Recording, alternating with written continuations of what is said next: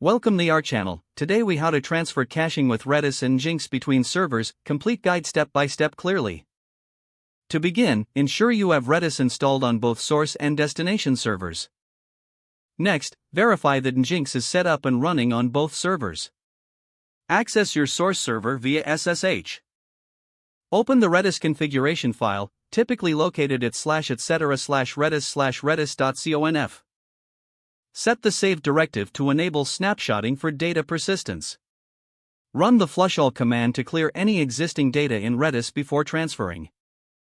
Use the dump command to export data from Redis, which generates a binary representation.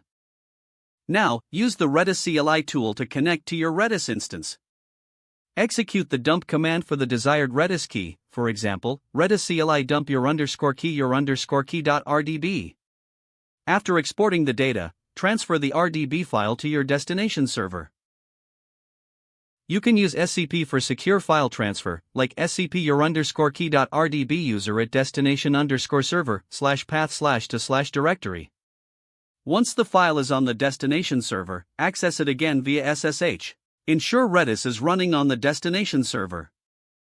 Place the RDB file in the Redis working directory, usually /var/lib/redis. Modify the Redis configuration file on your destination server, setting the file name if needed. Restart the Redis service to load the new RDB file. Now it's time to configure Nginx to work with Redis. Edit the Nginx configuration file to include a Redis module if not already present. Set up caching in Nginx by defining the proxy_pass configuration. Ensure the upstream directive points to your Redis instance. Test the Nginx configuration for syntax errors with Nginx. If everything is correct, restart Nginx to apply the changes. To verify that caching is working, send a request through Nginx to fetch data from Redis. Check the Nginx logs for any errors or successful cache indicates. Monitor Redis using the Redis CLI monitor command to see real-time activity. Adjust your caching strategy in Nginx based on the application needs. Finally, confirm that both servers are functioning smoothly with proper data transfer and caching. This completes the guide on transferring caching with Redis and Nginx between servers. If the page does not load, refresh the browser or try again in a private or incognito window.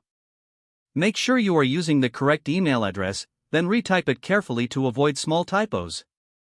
If your password is not accepted, use the reset option and create a new strong password you can remember.